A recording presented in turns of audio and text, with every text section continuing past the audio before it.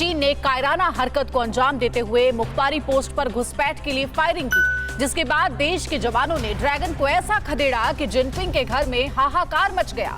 भारतीय सेना पर हथियार रखने का आरोप लगाने वाली चीनी सेना का झूठ सामने आ गया है। एलएसी पर चीनी सेना धारदार हथियार के साथ नजर आई।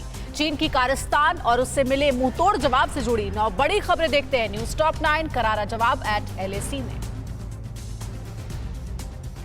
एलएसी पर चीनी सेना हथियारों के साथ तैनात है। ये खुलासा एक ताजा तस्वीर में हुआ, जिसमें पीएलए के जवान बैम्बू स्टिक पर धारदार चाकू लगाए नजर आए। इस बीच एलएसी पर भारत और चीन में अब एक नया मोर्चा खुल गया है। ये मोर्चा है रेजांगला, जहां भारत और चीन के सैनिक आमने सामने हैं। सूत्रों के मुताबिक रेजांगला के पास 30 से 40 चीनी सैनिक मौजूद हैं।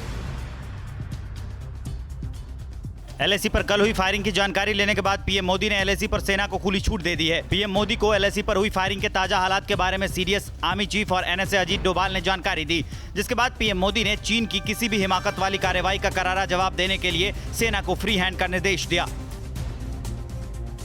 दरअसल लद्दाख में चीन ने सोमवार को एलएसी पर शाम 6 से 7 बजे के बीच चीनी सैनिक रेचिन ला के पास मुखपारी चोटी पर घुसपैठ के लिए फायरिंग की थी। पीएलए की घुसपैठ रोकने के लिए भारतीय जवानों ने भी चीन की इस हरकत पर करारा जवाब दिया, जिससे पीएलए के सैनिकों को उल्टे पांव भागना पड़ा। ड्रैगन ने जिस मुखपारी चोटी पर घुसपैठ की कोशिश के लिए फायरिंग की, वो लद्दाख के पैंगोंग के शेनपाओ की पहाड़ी का इलाका है। 40 साल बाद एलएसी में इस तरह से फायरिंग की घटना हुई है। चीनी सैनिकों ने घुसपैठ के लिए यहां भारतीय चौकी पर गोली चलाई थी। 10 दिन के भीतर भारत चीन की सेनाएं दूसरी बार आमने सामने आई हैं, लेकिन सेना ने इस बार भी पीएलए को खदेड़ दिया।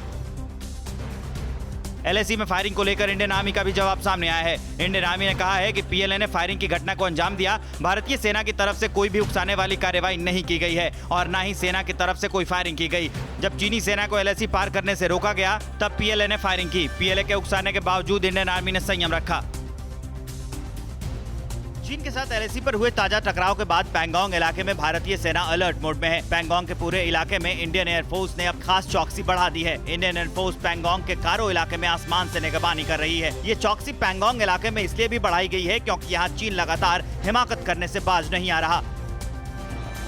चीन से बढ़ते टकराव को देखते हुए भारत ने एलएसी टू एलओसी तक अपनी तैयारी जबरदस्त तरह से की है। लद्दाख से सटे जम्मू कश्मीर के किश्तवाड़ जिले में लड़ाकू विमान उतारे गए हैं। किश्तवाड़ में दुश्मनों के काल अपाचे हेलीकॉप्टर उतारे गए हैं, जिसके बाद एलएसी टू एलओसी तक अपाचे से निगरानी की जा रही है। किश्तवाड़ से चीन की दूरी महज 210 किलोमीटर की है।